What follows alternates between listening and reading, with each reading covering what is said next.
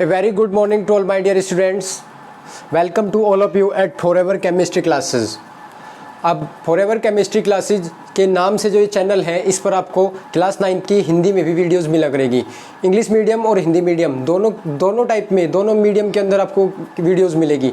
अगर आप हिंदी मीडियम से पढ़ते हैं तो हिंदी मीडियम में भी अवेलेबल होगी। केवल वही सेम क्लास जो इंग्लिश मीडियम में पढ़ाई जाती है वही ट्रांसलेट होगी कहीं में हिंदी मीडियम में, और बहुत अच्छे से आपको एक्सप्लेनेशन मिलेगा। अगर आप 9th क्लास में अभी एडमिशन लेकर आए हैं तो एक बात आप ज़रूर सुने, क्योंकि मैं केमिस्ट्री को पढ़ता हूँ, मैं पढ़ाता भी हूँ, तो मुझे पता है 9th क्लास के बच्चे जो अभी एडमिशन लेकर आए हैं उन स्टूडेंट्स के लिए इम्पोर्टेंट बात यह है कि 9th क्लास एक ऐसी क्लास होती है केमिस्ट्री की जिसमें हम इसकी ABCD सीखते हैं। क्योंकि मैथ्स जैसे सब्जेक्ट का ABCD nursery, LKG, UKG, first, second, third में सब में सिखाया जाता है, काउंटिंग नंबर 1 2 3। बट केमिस्ट्री एक ऐसा सब्जेक्ट होता है जो साइंस के अंदर आपको पढ़ाया जाता है, और ये साइंस का ये डिवीज़न केमिस्ट्री जो है हमारा, फिजिक्स, केमिस्ट्री और बायो, 3 आपको डिवीज़न मिल गए हैं। जो केमिस्ट्री का जो हमारा डिवीज़न है ना, ये डिवीज़न मतलब ऐसा होता है कि इसकी बेसिक क्लासेज ABCD सब यहीं से स्टार्ट होती है। और जो स्टूडेंट्स बिल्कुल 9 से लेकर चल देते हैं, ना उन्हें 10th में प्रॉब्लम होती है, ना उन्हें 11th में प्रॉब्लम होती है, और ना ही उन्हें 12th तक प्रॉब्लम होती है। और जैसे ही 9 10 समझने के बाद 11 12 समझते हैं, अगर वो BSc करते हैं ग्रेजुएशन में, तो उन्हें वहाँ पे भी समझ आ जाती है, जो कि अभी आपके मतलब डिस्कस का टॉपिक नहीं है, आपको डिस्कस नहीं करना है। अभी फिलहाल आपको 9th क्लास में हो और आपको इस सब्जेक्ट की नीड और अंडरस्टैंड करना है कि इसकी डिमांड क्या है और ये मतलब हमें कितनी रिक्वायरमेंट इसकी है। तो केमिस्ट्री एक ऐसा सब्जेक्ट है जिसको आपको मतलब हर कंपटीशन लेवल में, अगर आप अच्छे कंपटीशन को फेस करते हैं तो ये ज़रूर मिलेगा आपको वहाँ पे। तो इसे आप अच्छे से कवर करें और समझे इसे अच्छे से। बेसिक क्लासेस होगी, स्टार्टिंग क्लासेज जो होती है ना वो बिल्कुल बेसिक होगी। एक बात और जो इम्पोर्टेंट बात मैं आपको बता देना चाहता हूँ, इम्पोर्टेंट बात ये है कि केमिस्ट्री जो है ना हमारी एक ऐसा सब्जेक्ट है जिसे आप अगर ये समझोगे ना कि 9th में हम कवर नहीं करते तो डायरेक्ट 10th में करेंगे। मैं आपको बता देता हूँ कि 10th में आप कुछ भी नहीं कर पाएंगे। 9th क्लास अगर कवर नहीं की ना तो 10th में कुछ नहीं कर पाएंगे।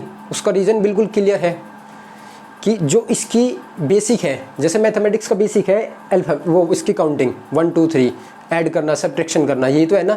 अगर आपने थर्ड क्लास तक का ऐड और सब्ट्रैक्शन नहीं सीखा है तो आप 6th क्लास में सीधा नहीं जा पाएंगे। 8th क्लास में जाकर आप फैक्टर भी, 7th क्लास में जाकर आप फैक्टर भी, गुणनखंड भी नहीं कर पाएंगे। गुणनखंड कब संभव होता है? आपको कोई समीकरण दी गई, आपको गुणनखंड करने के लिए बोला गया, कब संभव होता है वो जब संभव होता है जब आपसे गुणा करनी आती है, भाग करनी आती है, जोड़ना आता है, ये होता है ना। बट अगर आपसे यही चीज़ें नहीं आती है तो आप कुछ भी नहीं कर पाते हैं, ये बात आपको अच्छे से पता है। ऐसा ही केमिस्ट्री के अंदर भी होता है, रसायन विज्ञान के अंदर भी ऐसा ही होता है। क्या कि जैसे ही आप इसे समझने की कोशिश करते हैं तो समझते दौरान आपको बहुत सारी प्रॉब्लम आएगी। आप मतलब स्टार्टिंग में देखोगे, जैसे आप 10th में चले गए, आपको कुछ नहीं समझ आ रहा है, उसका रीज़न बेसिक आप कहाँ पे छोड़ कर गए हैं? 9th में छोड़ कर आ गए हैं। और 10th में आप कितनी भी कोशिश कर लेना, 10th लेवल में कुछ नहीं हो पाएगा। क्यों? क्योंकि बेसिक जहाँ से सब कुछ ही समझ आना है वो तो यहीं पर है, जोड़ घटा गुना भाग यहीं पे है, और आप सीधा गुणनखंड करने की कोशिश कर रहे हैं, वो आपसे नहीं होगा। आप क्या बोलोगे? सर ये तो समझ नहीं आ रहा, हमें बताओ ये कैसे होता है। वो बोलेगी 9th में पढ़ गए, आप बोलोगे नहीं सर। अगर आप नहीं बोलोगे तो फिर इसका क्या मतलब है? आपने कवर नहीं किया तो आपको दोबारा कवर करना पड़ेगा, और आप दोबारा कवर करोगे, उसके बाद फिर आप 0 से स्टार्ट होगे। तो इससे अच्छा मौका आपके पास नहीं है कि आपको यहीं से 9th में ही सभी चीज़ें डिटेल में मिलेगी। सबसे बड़ी बात, कोई भी चीज़ ऐसी नहीं है कि केवल थ्योरी के रूप में बता दी गई, वो आपको समझाई जाएगी और उसके अंदर तक टॉपिक तक आपको लेकर जाया जाएगा। तो आपको क्या कोशिश करनी है कि आपको अच्छे से समझना है। एक और इम्पोर्टेंट बात जो मुझे बतानी है, केमिस्ट्री ऐसा सब्जेक्ट है जिसमें हम कभी भी चैप्टर के अकॉर्डिंग कवर नहीं करते हैं।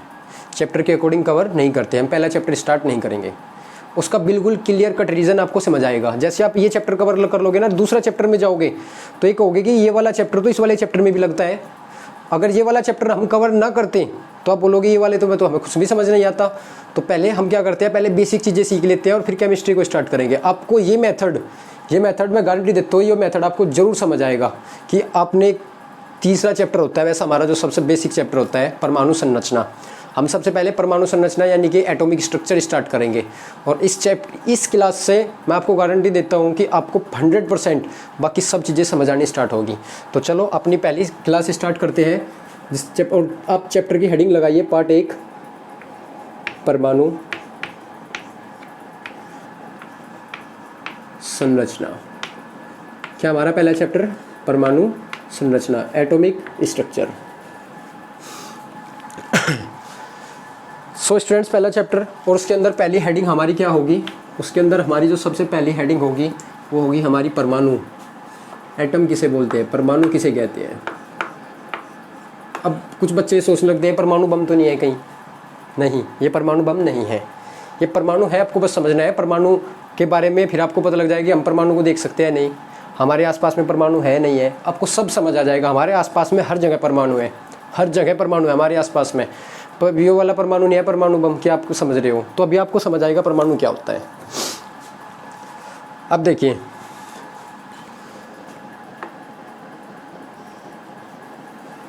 आपको कुछ और भी बातें बताता हूँ मैं, फिर स्टार्ट करेंगे। मतलब केमिस्ट्री रिलेटेड है, सब रसायन विज्ञान से और टॉपिक से रिलेटेड है हमारी। जो परमाणु के बारे में जो सबसे पहले बात बताई गई वो महर्षि कनाक द्वारा बताई गई। महर्षि कनाक भारत के ही एक वैज्ञानिक का नाम है, एक साइंटिस्ट का नाम है। वैसे पूरी केमिस्ट्री के अंदर 1% इंडियन साइंटिस्ट शामिल है, 1%, बाकी सब कितने हैं फॉरेन, बाहर से है सभी के सभी। मतलब हमारे देश के साइंटिस्टों के नाम बहुत ही कम है, रेयर है बिल्कुल। बट जो केमिस्ट्री की स्टार्टिंग हुई है ना, वो हमारे देश के एक साइंटिस्ट ने की थी, बट उनका नाम आज भी बुक में नहीं है।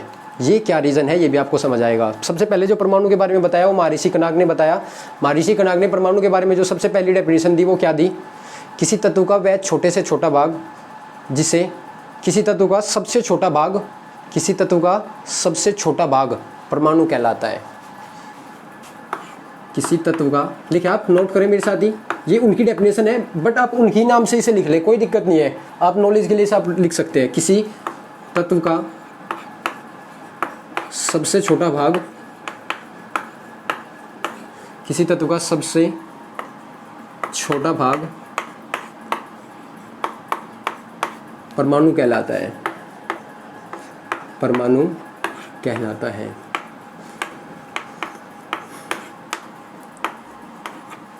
किसी तत्व का सबसे छोटा भाग परमाणु कहलाता है। अब ये तत्व क्या है, ये बात आपको समझ नहीं आई होगी कि तत्व क्या है। हमारा तत्व पता लग जाएगा तो परमाणु समझ आएगा। तत्व क्या है, तत्व देखते हैं, एलिमेंट बोलते हैं हम इसे, इंग्लिश में क्या बोलते हैं, एलिमेंट। आपको बस हेडिंग की इंग्लिश आनी चाहिए। इंग्लिश, अगर आप हिंदी मीडियम के बच्चे हैं तो आपको हेडिंग की इंग्लिश आनी चाहिए, ये तो कम से कम होना चाहिए, ये आपको रिक्वायरमेंट होती है वैसे भी 11th के अंदर। तो मैं आपको अभी से आदत डालने के लिए बोल रहा हूँ कि जो हेडिंग है उसे कम से कम इंग्लिश में जरूर नोट करें। इसे एलिमेंट भी बोलते हैं, एलिमेंट, तत्व। तत्व क्या है, अब आप इसे समझें। हमारा कोई भी पदार्थ है, हमारे आसपास में कुछ भी चीज़ें है, कुछ भी जो आप ले रहे हैं, कोई केमिकल वगैरह, कुछ भी, कोई भी पदार्थ है आपके आसपास में। पदार्थ की डेफिनेशन मैं आपको यौगिक के साथ बताऊंगा। पदार्थ, यौगिक और मिश्रण, 3 चीज़ें वहाँ पे आपको पता लगेगी। आपके आसपास में कोई भी चीज़ें, कपड़ा वगैरह से लेकर हर चीज़ जो भी आपके पास में है, आप सबसे पहले ये समझो, ये आपने देखा होगा सोना, इसे हम बोलते हैं AU। केमिस्ट्री के अंदर इसे क्या बोलते हैं, AU। अभी बताऊंगा इसे AU क्यों बोलते हैं। गोल्ड है ये हमारा, गोल्ड मतलब सोना। अब ये जो सोना है ना, अगर ये आपको अर्थ के अंदर से मिल जाए, पृथ्वी के अंदर से मिल जाए, तो पृथ्वी के अंदर से जब आपको सोना मिलेगा ना, तो वो अपने सबसे शुद्धतम रूप में नहीं होता।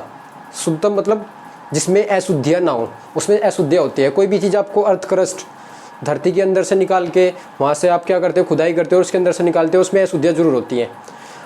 उसे बोलते हैं हम इम्प्योर फॉर्म, अशुद्ध रूप। तो जैसे हमारे पास में सोना अशुद्ध रूप में है, तो ये जो पदार्थ है, ये जो चीज़ है ये हमारी, ये शुद्ध रूप में नहीं है।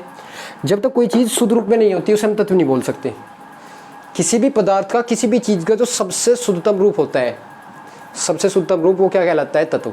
अगर आप सोना धरती से लेकर आए हो तो अभी तक भी पदार्थ है, अभी तक भी वो क्या हमारा तत्व नहीं बना।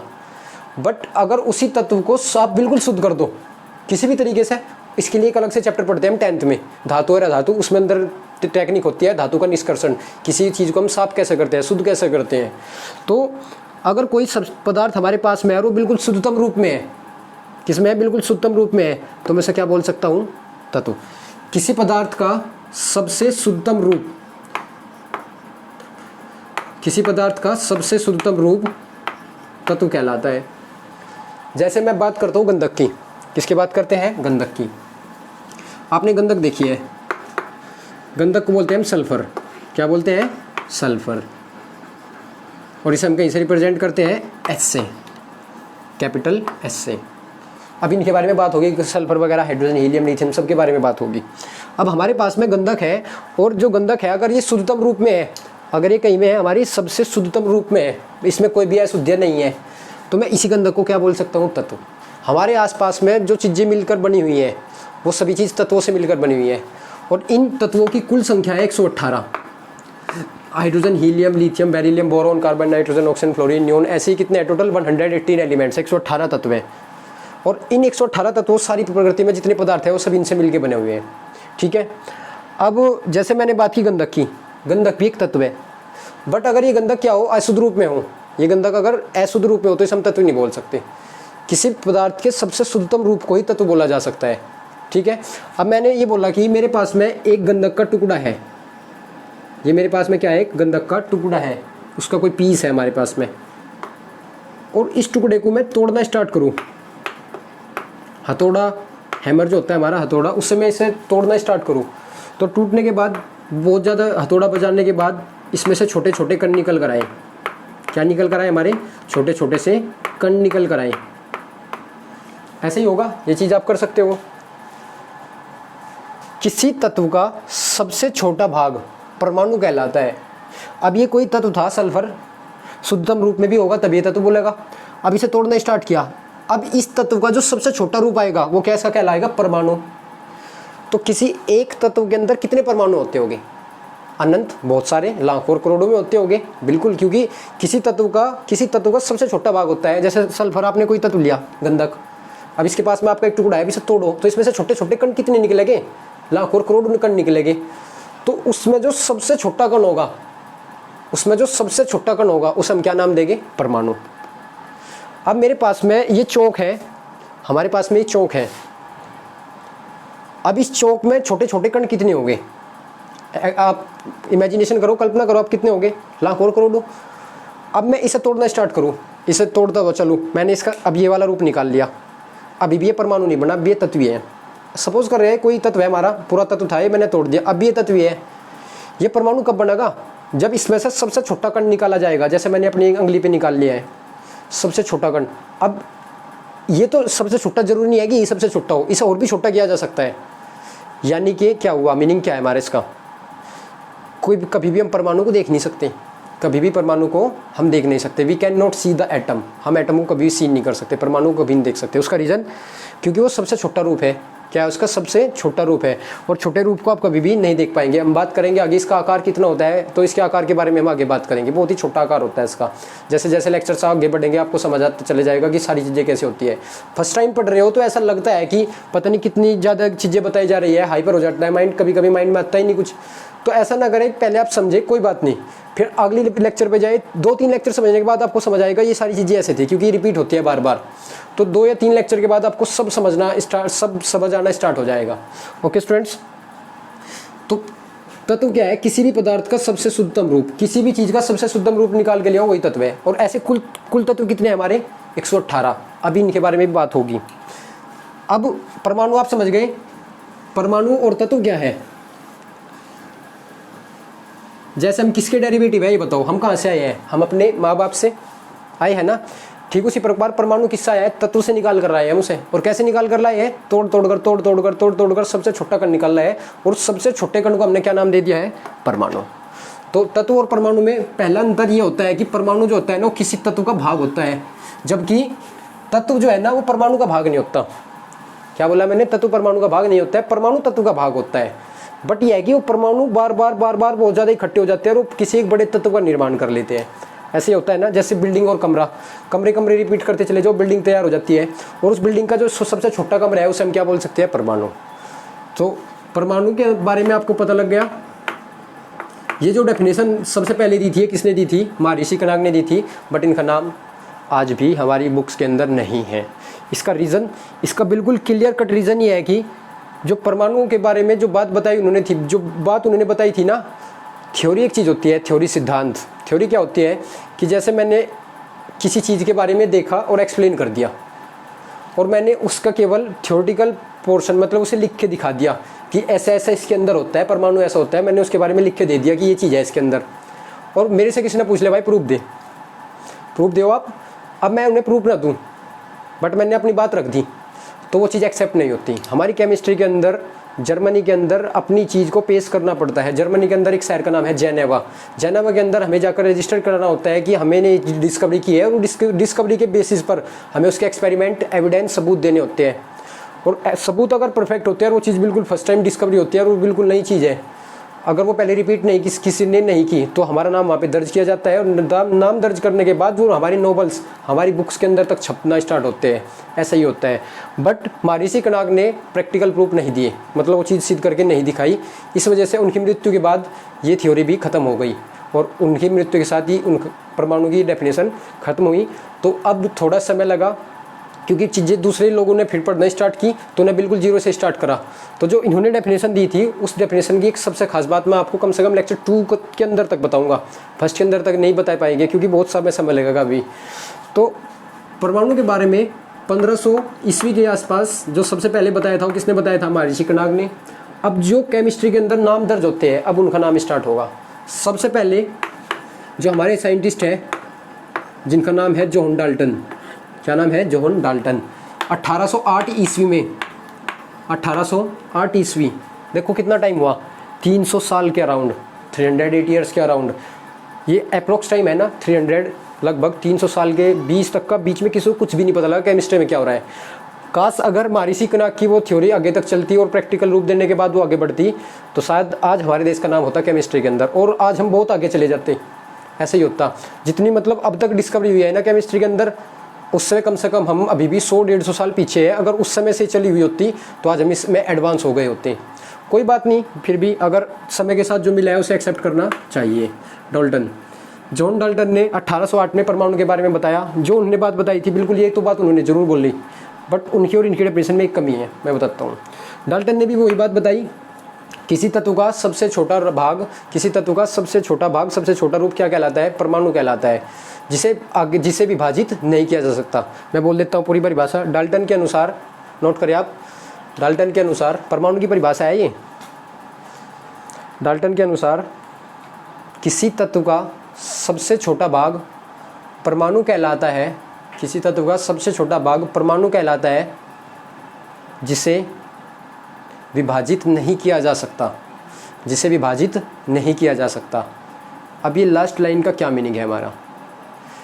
जब हमने सबसे छोटा भाग उसके अंदर से, किसी तत्व का सबसे छोटा भाग हमने परमाणु बना लिया और उसे बोल दिया परमाणु है, और उसे विभाजित भी नहीं किया जा सकता, मतलब जब वो सबसे छोटा है तो उसे विभाजित नहीं किया जा सकता। बट उस समय उन्होंने एक बात और ही बोली थी अपनी डेफिनेशन में, किसी तत्व का सबसे छोटा भाग जिससे विभाजित किया जा सकता है। ये किसने बोली थी? महर्षि कनाग ने ये भी बोला था कि जिसे विभाजित किया जा सकता है। बट इन्होंने क्या बोल दिया? इन्होंने बोल दिया उस भाग को हम और नहीं तोड़ सकते, विभाजित करने मतलब और तोड़ना उसे। इन्होंने बोला इसे हम और विभाजित नहीं कर सकते। बट महर्षि कनाग ने बताया कि इसे और भी तोड़ा जा सकता है। और आज जो सबसे परफेक्ट डेफिनेशन है, जो आज डेफिनेशन परमाणु की चलती है, उसके अंदर ये बात है कि परमाणु को और भी विभाजित किया जा सकता है। तो इस कौन सही है? अब ये बताओ, ये सही है ना? बट इनका नाम नहीं है। कौन? महर्षि कनाग। कोई बात नहीं, अभी हम समझेंगे। इनकी जो डेफिनेशन है ये भी काफ़ी अच्छी है, क्योंकि इन्होंने कम से कम आधारशिला तो धरी कम से कम। अब ये थोड़ी ना है इन्होंने कुछ बताया, किसी ने अगर बोलते ही ना तो पता नहीं 1900 ईस्वी के आसपास, 2000 के आसपास तक समय लग जाता, जैसे लग तो आया था। तो बहुत अच्छी बात है डाल्टन ने बताया। अब कुछ बच्चे समझते हैं कि गलत डेफिनेशन क्यों पढ़ते हैं। अरे गलत सही तो सब कुछ सही होता है, अगर आप गलत नहीं करोगे तो सही का कैसे अनुमान लगाओगे? तो डाल्टन के अनुसार वो परिभाषा है जिसे विभाजित नहीं किया जा सकता। अब नेक्स्ट लेक्चर के अंदर मैं आपको बताऊंगा कि इसे विभाजित कैसे किया जा सकता है। इसे विभाजित किया जाता है 3 रूप में, इलेक्ट्रॉन, प्रोटॉन एंड न्यूट्रॉन। अभी कुछ और बातें मैं आपको बता देता हूँ। हमारे पास में क्या है? हमारे पास में जो 118 तत्व हैं, कितने तत्व हैं हमारे पास में? 118 एलिमेंट्स है, 118 तत्व हैं। उनमें से 9th क्लास के अंदर आपको 20 तत्व याद करने होते हैं। कितने तत्व? 20 ही तत्व। और ये 20 तत्व आपको ऐसे याद होने चाहिए जैसे ABCD याद होती है। ABCD आपसे कोई सुन ले 10 सेकंड में, लो भाई ABCD खत्म। कोई 8 सेकंड में ही ख़त्म कर देता है, कोई 5 सेकंड में ही, कोई 12 सेकंड में ही, मतलब ABCD इतनी जल्दी से बोल देते हैं। सिमिलरली 20 तत्व आपको ऐसे याद होने चाहिए कि आपने जिसने पूछा भाई 16 नंबर पर कौन है बताओ, तो ये ऐसा बताते हैं जैसे ABCD पूछ लियो, तो आपको ऐसे याद होने चाहिए। मैं बताऊंगा आपको ये ऐसे कैसे याद हो सकते हैं, मैं आपको इसके बारे में बात करेंगे। मैं पहले 20 तत्व लिख देता हूँ, जो हमारे स्टार्टिंग 20 एलिमेंट्स है, जो 20 तत्व है उन्हें मैं लिख देता हूँ। सबसे पहला है हमारा कौन? हाइड्रोजन। ये हमारे इधर तत्व हो गए और यहाँ पे उनके प्रतीक हो गए। क्या हो गए उनके प्रतीक? प्रतीक क्या होता है? सिंबल, चिन्ह। चिन्ह होता है प्रतीक। जैसे मैं बोलूँ कि खतरे का निशान क्या है, तो उसका प्रतीक है, ठीक है ना। प्रतीक मतलब जिससे हम उसे प्रदर्शित करते हैं। तो हाइड्रोजन को हम कहीं से प्रदर्शित करते हैं? एच से। ओके, तो हर एक तत्व का एक प्रतीक होता है जिससे हम उसे प्रदर्शित करते हैं। अगर मैंने एच लिख दिया तो भी आप क्या बोलोगे? हाइड्रोजन। दूसरा है हमारा कौन? Helium, He। ठीक है स्टूडेंट्स, मैंने क्या कर देता हूँ, मेरे साथ साथ आप इन्हें नोट कर ले।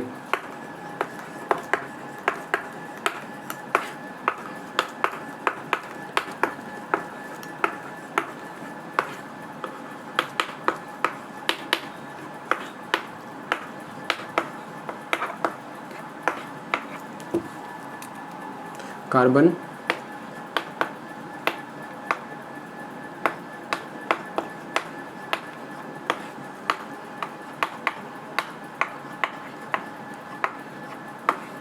Nitrogen, oxygen,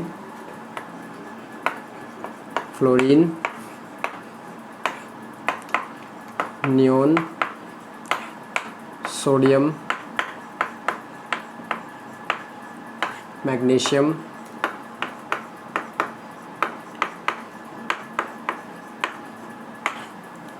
aluminium,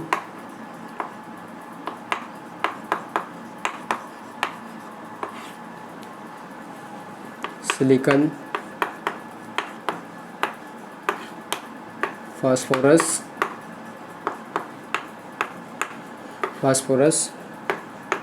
sulphur, chlorine, argon. Argon से बाद में मैं देख लेता हूँ कहाँ तक बोर्ड पर ऑब्जर्व हो रहा है। आर्गन, पोटेशियम और लास्ट है हमारा 20 तक जो हमारा लास्ट है वो कौन है? हमारा कैल्शियम। ये हमारे प्रारंभिक 20 तत्व है, स्टार्टिंग 20 एलिमेंट्स हैं। ओके स्टूडेंट्स, आपको यहाँ भी नज़र अच्छे से आ रहा है। अब ये स्टार्टिंग के 20 एलिमेंट है, तो इनके तत्व, इनके क्या हो गए? प्रतीक हो गए। H, ये साइड वैसे में लगाई थी मैंने, He, Li, beryllium, boron, carbon, nitrogen, oxygen, fluorine, neon, sodium, magnesium, aluminium, silicon, phosphorus, sulphur, chlorine, argon, chlorine, argon, potassium के और कैल्शियम Ca, पोटेशियम के और कैल्शियम Ca। ओके स्टूडेंट्स, आप इन्हें यहाँ तक नोट करें। नोट करने के बाद अब मैं आपको और अच्छे से कुछ बातें बताता हूँ। जैसे हमारे 20 प्रारंभिक तत्व हैं और इन तत्वों के हर एक तत्व का एक प्रतीक है, हर एक तत्व का एक प्रतीक है जो मैंने आपको उसके सामने लिख दिया। इन प्रतीक के बारे में कुछ बात आपको याद रखनी है, अदरवाइज आपके कैल नंबर कटते हैं 10th में भी, 11th में और 12th में भी। इस बात के ऊपर ही छोटी सी बात है, इस पर भी नंबर कटवा लेते हैं बच्चे। जैसे प्लस और माइनस में मैथमेटिक्स में कटते हैं तो यहाँ पर भी कट जाते हैं। ये सभी तत्व के प्रतीक होते हैं। इन प्रतीक को आप ध्यान से देखो, कोई भी प्रतीक 118 के 18 एलिमेंट में कोई भी प्रतीक ऐसा नहीं है जिसमें 3 वर्ड हो। कितने वर्ड हो? 3। जो आधुनिक आवर्त सारणी आई है, मतलब जहाँ हमारे सारे तत्व रखे गए उसे एक आवर्त सारणी को क्या बोला जाता है? आधुनिक आवर्त सारणी। उस आवर्त सारणी में जितने भी तत्व रखे गए उनमें 2 वर्ड है या 1 वर्ड है? जैसे इसमें एक ही शब्द है, बस इसमें एक ही है। इसमें बी और ई 2 शब्द है नहीं है? 2 हमारे वर्ड है। अब ये देखो आप कि ऑक्सीजन 1 है हमारा, नाइट्रोजन में भी 1 ही है, बी में 2 है, Li में 2 है, He में 2 है, हाइड्रोजन में 1 है। ऐसे तत्व जिनके प्रतीक के अंदर केवल एक ही अल्फ़ाबेट है, जैसे इसके अंदर एक ही अल्फ़ाबेट है, बस इसके अंदर भी एक ही है, ABCD का एक ही अल्फ़ाबेट है ना। जिसके अंदर एक अल्फ़ाबेट है वो हमेशा आपको कैपिटल बनाना है। आप कभी भी कार्बन को ये छोटा सी नहीं बना सकते, नंबर कट जाएगा। जैसे मैं बोलूँ कार्बन लिखो, कार्बन का प्रतीक लिखो, तो आप छोटा सा नहीं लिखना, आपको स्मॉल वर्ड नहीं यूज़ होते हैं, केवल एक शब्द हो जिनके अंदर। चेक कर लो आप, शायद मेरे से भी मिस्टेक नहीं हुई होगी, क्योंकि ये आदत होती है, मुझे भी पड़ गई है, आपको भी पड़ जाएगी धीमे धीमे, बट याद रखने से ही आपको याद पड़ेगी। अब जिनमें 2 है उनका पहला वर्ड हमेशा कैपिटल और दूसरा वर्ड हमेशा स्मॉल। अब ये सोच रहे होंगे कि आप ये बात आपने क्यों बताई, ये तो हमें पता है, पहला वर्ड और दूसरा स्मॉल, कैपिटल और फिर स्मॉल। अब ये जो है ना, ये पहले वर्ड, इसे कोई कोई बच्चे स्मॉल कर देता है और ये कहता है कि छोटा लिखो या बड़ा लिखो, एलिमेंट तो फिर भी है, वो ऐसा नहीं होता है। This is CO and this is CO, क्या डिफरेंस में, क्या अंतर है इन दोनों में? अंतर है। ये कोबाल्ट है और ये कार्बन मोनोऑक्साइड गैस है। अभी बात करेंगे इनके बारे में आगे कि ये क्या कार्बन मोनोऑक्साइड कैसे बना, इसका नाम, ये बात होगी। जो कोबाल्ट है ना, एक तत्व है। क्यों? क्योंकि कोई तत्व के अंदर दो अगर वर्ड है तो पहला वर्ड बड़ा और दूसरा वर्ड छोटा होना चाहिए, तो इसके अंदर ऐसे ही है ना। बट इसमें पहला भी बड़ा है, दूसरा बड़ा है, तो ये भी एक तत्व है और ये भी एक तत्व है। ये कार्बन है और ये ऑक्सीजन है। और जब दो तत्व बनते हैं तो वहाँ यौगिक बनता है, अणु बनते हैं, तो वहाँ पे अभी बात हो गई यौगिक और अणु की। तो ये एक तत्व है, ये एक यौगिक या अणु बोल सकते हैं आप इसे। समझ गए ना? तो बेसिक बात आपको क्या याद रखनी है, the first word of an element, the first word of an element is always capital and second word should be small. अगर एक एलिमेंट में एक तत्व का केवल एक ही शब्द, एक ही वर्ड है हमारा, तो उसे हम कैसा बनाएंगे? कैपिटल। ओके, अब कुछ और बातें जो बेसिक बातें हैं वो भी बता देता हूँ मैं। लेक्चर हमारा लेंथी हो जाएगा बट अभी ज़्यादा टाइम नहीं हुआ है, अभी कवर करते हैं। देखो कुछ बातें जो मुझे बतानी है वो ये क्या है कि ये टोटल तत्व कितने हैं हमारे? 118। इन 118 तत्वों में अगर हम बात करें, हमें 20 याद करने हैं। अब ये सोच रहे होगे कि हमारा जो सबसे पहला नंबर है वो किसे मिला है? किसे मिला हमारा सबसे पहला नंबर? हाइड्रोजन को। दूसरा मिला है हीलियम को, तीसरा लिथियम को, fourth beryllium, boron, carbon, nitrogen और ऑक्सीजन।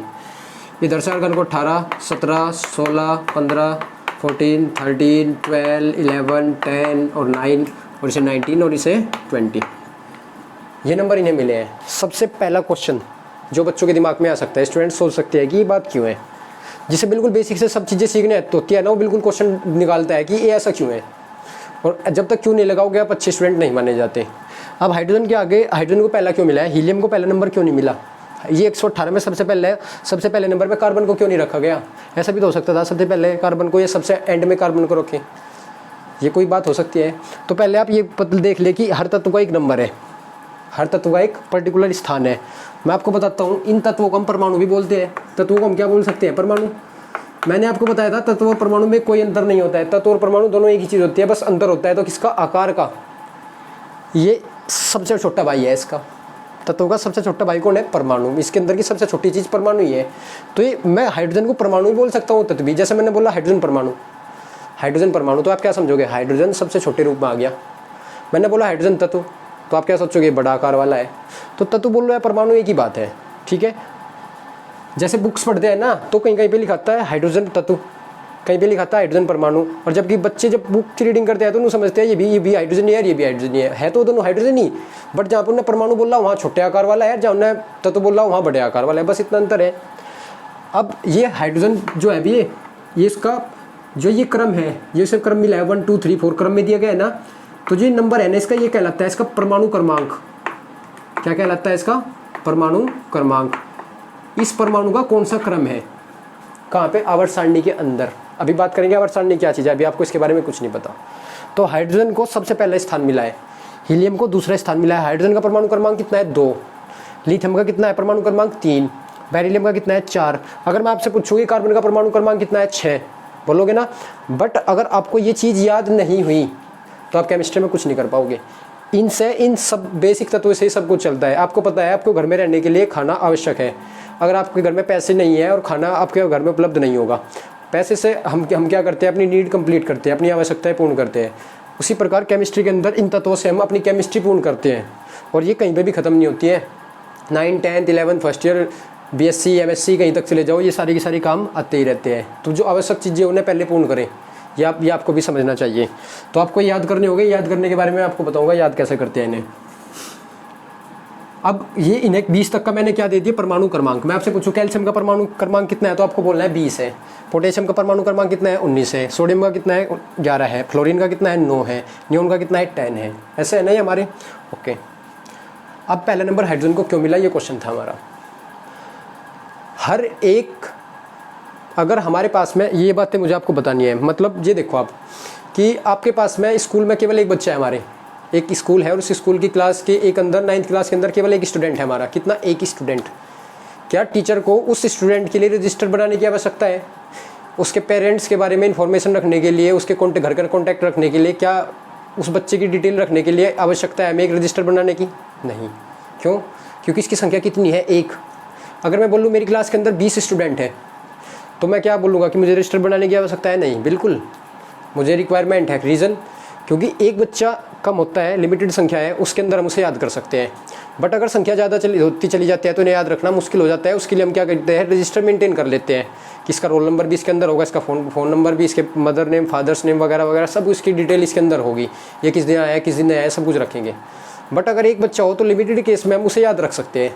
जैसे एक बच्चा था क्लास में, सपोज़ करो, अब वो स्टूडेंट आज कल स्कूल में नहीं आया था तो क्लास टीचर को वैसे याद रह गए तो कल आया नहीं था। अगर उस बच्चे क्लास में 100 तो टीचर भी याद नहीं रख पाएंगे कल कौन नहीं आया था। बहुत ही रेयर टीचर याद रख पाते हैं कि कौन कल प्रेजेंट था और कौन नहीं, मतलब ये एक अलग बात है। बट अगर संख्या कम हो, किसी भी चीज़ की संख्या कम हो तो उसे याद करना आसान होता है। बट अगर किसी चीज़ की संख्या ज़्यादा हो तो उसे याद करना मुश्किल होता है। यही बात है ना। जब स्टार्टिंग में 1830 ईस्वी के आसपास की बात है, उस समय कुल 30 तत्व थे हमारे पास में। 1860 बढ़ते बढ़ते 60 तत्व हो गए हमारे पास में। 1870 तक इनकी संख्या 65 यानी कि 65 तक हो गई। 2015 में इनकी संख्या 106 तक हो गई थी। आज 2020-21 के अंदर 2020 के अंदर इनकी संख्या कितनी थी? 118। बट आज 2021 के अंदर इनकी संख्या 127 है। बट 127 अभी शामिल नहीं करते हम, क्योंकि 127 जो हमारे अगले 9 एलिमेंट बढ़े हैं, 9 तत्व बढ़े हैं, अभी उन पर अध्ययन चल रहा है। अभी हम कितने मानते हैं? अभी हम 118 ही तत्व मानते हैं। और आपको याद रखना है कि टोटल तत्व कितने हमारे? 118 है। नॉलेज के लिए आप याद रख सकते हो, टोटल 127 अभी खोज चल रही है, तो और भी मिलेंगे। जब ये कम थे तो इन्हें याद रखना आसान था, बट ये जब बढ़ते चले गए तो इन्हें याद करना मुश्किल हो गया। तो इन्हें क्रम मिला 1 2 3 4 5 6।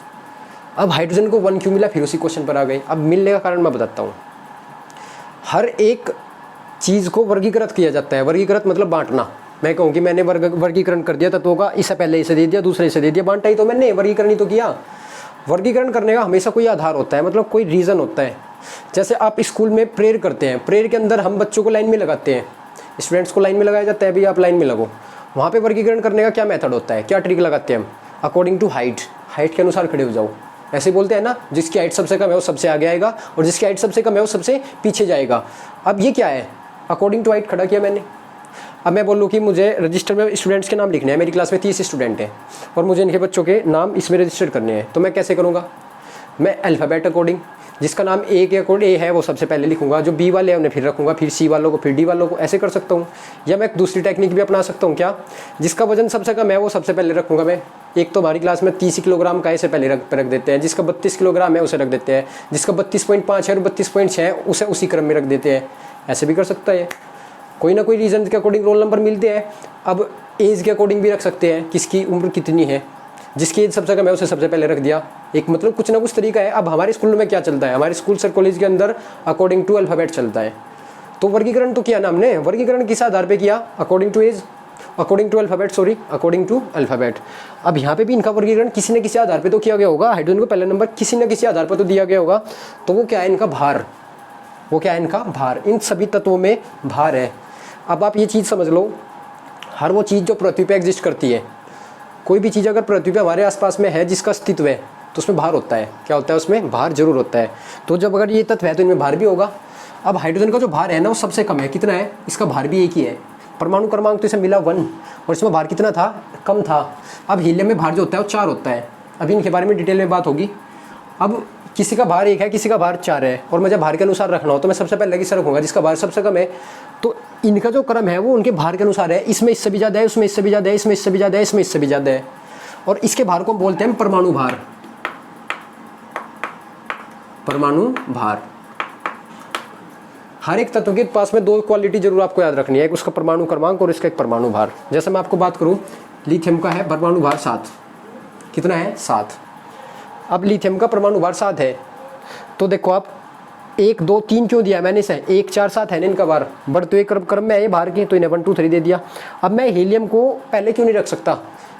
क्योंकि परमाणु लिथियम का भार जो है हाइड्रोजन से कम है और हमने वर्गीकरण कैसे किया? 118 के 18 तत्वों का पहले उसे रखा है जिसका भार सबसे कम है। ऐसे ही तो है ना। तो ये बात आप समझ गए होंगे कि इन्हें भार के अनुसार रखा गया है, जिसका सबसे कम उसे सबसे पहले और जिसका ज़्यादा उससे बाद में, ऐसे ही क्रम में रखा गया है। ऐसे ही अगर इन सभी तत्वों के, मैं बताता हूँ अब आपको, इन सभी तत्वों के भार आपको याद करने हैं।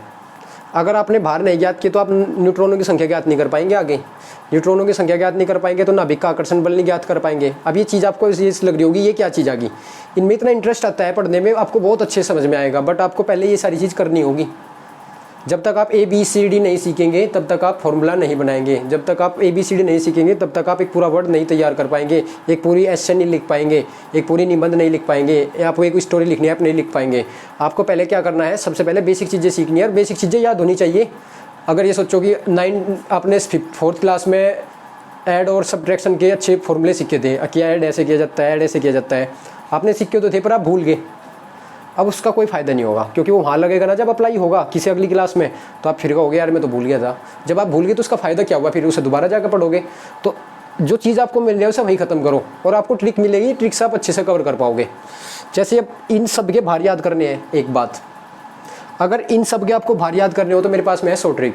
आपको क्या करना है, आपको ट्रिक अगर जाननी है तो आप मेरे चैनल के अंदर फॉरएवर केमिस्ट्री क्लासेस के अंदर आप विजिट करो, चैनल में जाओ अंदर, और जहाँ पे हमारे वीडियो के अंदर मेरा फोटो आया होगा जहाँ पे लिखा हुआ है फॉरएवर केमिस्ट्री क्लासेस, यहाँ पे प्रेस करो और प्रेस करने के बाद आपको प्लेलिस्ट मिलेगी, इधर जाना स्विप करना, प्लेलिस्ट मिलेगी, प्लेलिस्ट में एक लिस्ट होगी 100 ट्रिक की, उस पर ओके करना, उसमें 100 ट्रिक की वीडियोज़ ओपन होगी। उसमें सबसे पहली जो वीडियो है ना उसमें लिखा हुआ है परमाणु भार को कैसे याद करें, how to learn atomic mass, उसमें लिखा हुआ है how to learn atomic mass, परमाणु भार को कैसे याद करें। तो वो वीडियो अभी ये लेक्चर खत्म होने के बाद, ये वाली वीडियो देखने के बाद आप उसमें जाएं और इन सबके परमाणु भार वहाँ से याद कर लें। एक ट्रिक है, बहुत ही आसान ट्रिक है, आपको एकदम सीधे से याद हो जाएगा।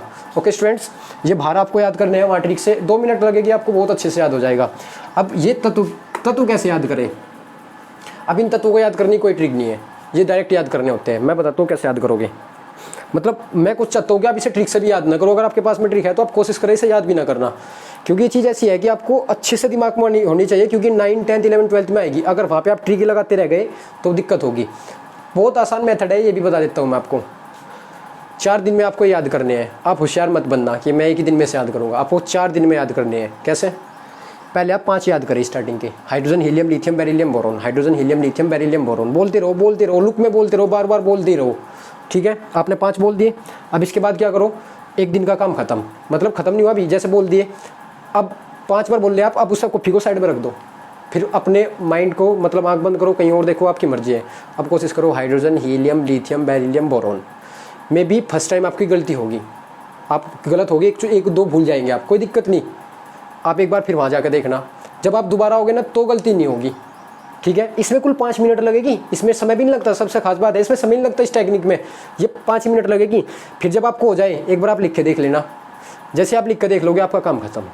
अगले दिन अगले 5 का नंबर, जो पहले दिन टेक्निक लगाई वो दूसरे दिन लगावे।